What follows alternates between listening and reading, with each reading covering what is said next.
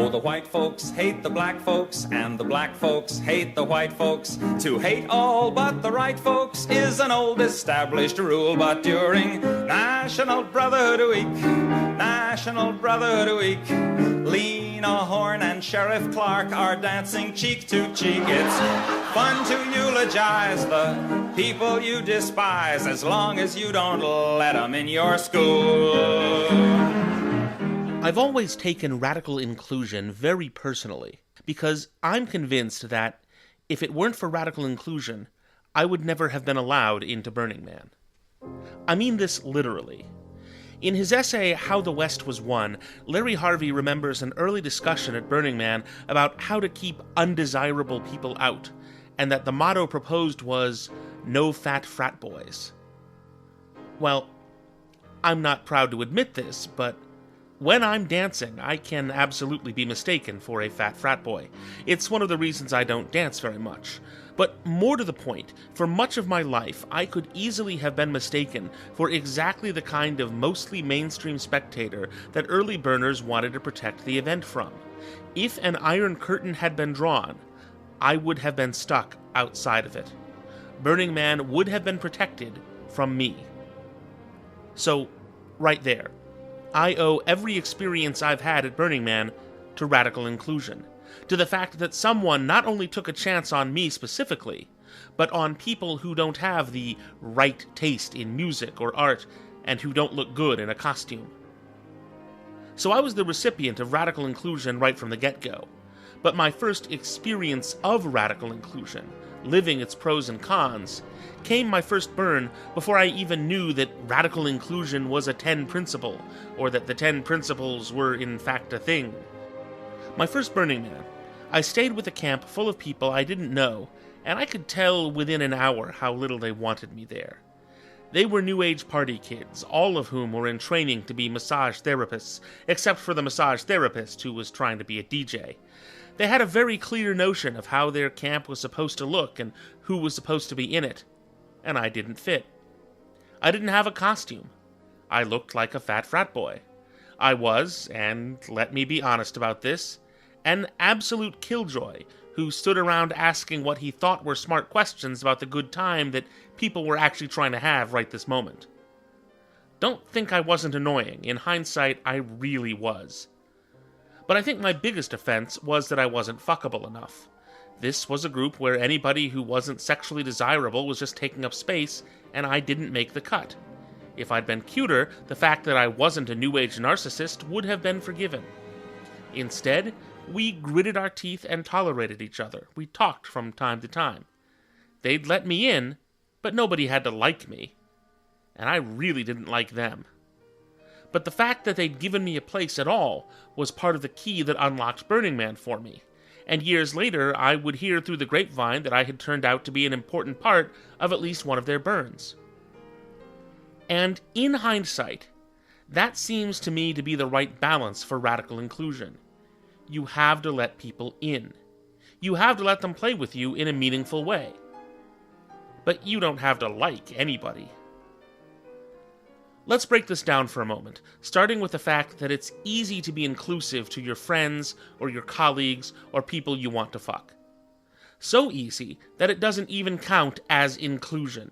Inviting somebody you want to sleep with or use as a job reference to a party is self-interest. Letting someone stay in your camp because they bring the E is not inclusive, it's bribery. Humoring someone because they're rich or beautiful isn't inclusion. It's the way the world already works. Those people are getting humored plenty. All of these things are mistaken for radical inclusion, and they superficially resemble it.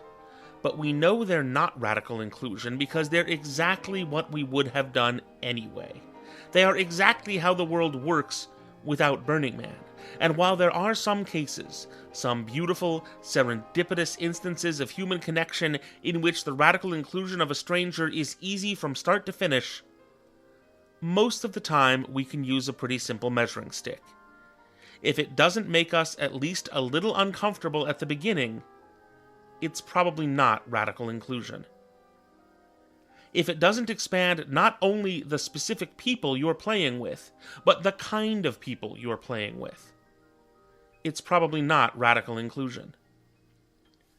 The uncomfortable truth is, radical inclusion should make you uncomfortable.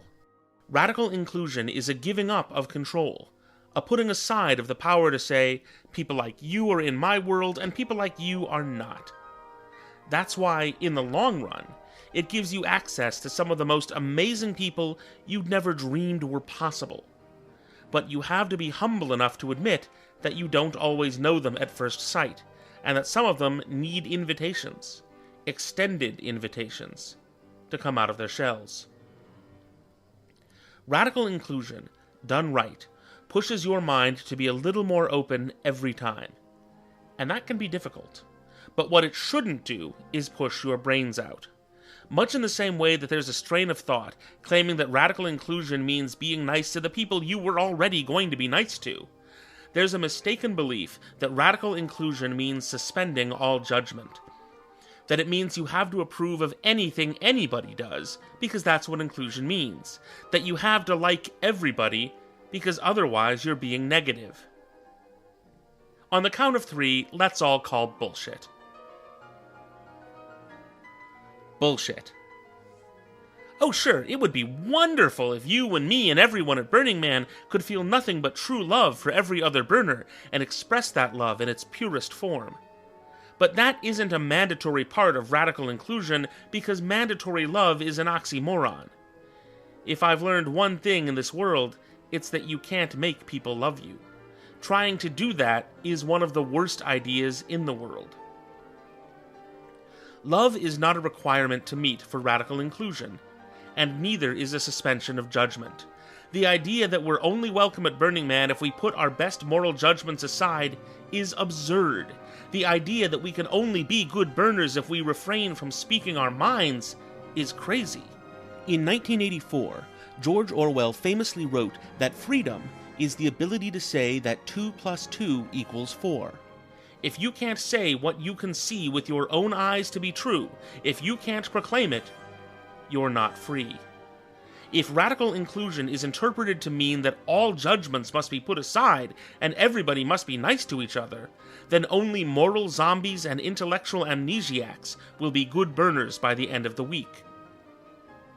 Of course that's not what we want. That's not inclusive, and it's not right. So we have to do better than that. Radical inclusion requires us to walk a fine line. We don't have to approve of or like anyone, but we do have to let them in. We do have to let them play with us, and that us means Burning Man writ large. It means your camp and its parties, and it means you personally. Let people in. Play with them. There can be no velvet ropes in a radically inclusive environment. Let them contribute, and in a meaningful way. If someone isn't given the opportunity to participate in a meaningful way, there isn't radical inclusion. But you don't have to like or approve of anybody. You can judge people. You can say what you think about them, about their costumes, about their art, about their actions. And not just because lying isn't inclusive either, but because your life experiences and intelligence and gut reactions are valued here. Of course they are. Burning Man not only wants you to say 2 + 2 = 4, they want you to say it in the most extraordinary, artistic, expressive way possible. Speak your truth. Speak your truth. But also let people you're truthfully not comfortable with have a meaningful role in your experience of Burning Man. Discover new ways of including people your world isn't built for into your world. Let yourself be surprised by people, and let them work beside you. At heart, radical inclusion means giving all comers a chance to have a meaningful impact on your Burning Man experience, to let their truth add to our collective truth in a meaningful way. Nobody's protected by radical inclusion. Nobody gets an immunity card from judgment or mockery.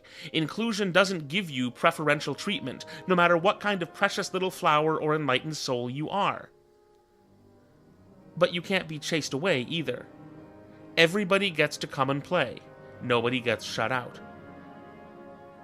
In the long run, radical inclusion is the engine of evolution, helping us get better every year. In the long run, radical inclusion is the fountain of youth, keeping us from growing stale. But in the moment, in this moment, right now, it probably makes you feel uncomfortable. And that's exactly right. Good for you. Who said Burning Man was supposed to be comfortable? The real trick, of course, is taking this principle out of Burning Man and into the world with you, of living a life that is big enough for the truths that people entirely unlike you live. That's hard. You'll make mistakes. Let's just start with this 1 week, and you can go from there at your own pace. Oh, the Protestants hate the Catholics, and the Catholics hate the Protestants, and the Hindus hate the Muslims, and everybody hates the Jews. But during National Brotherhood Week, National Brotherhood Week, it's national, everyone smile at one anotherhood week. Be nice to people who are inferior to you. It's only for a week, so have no fear.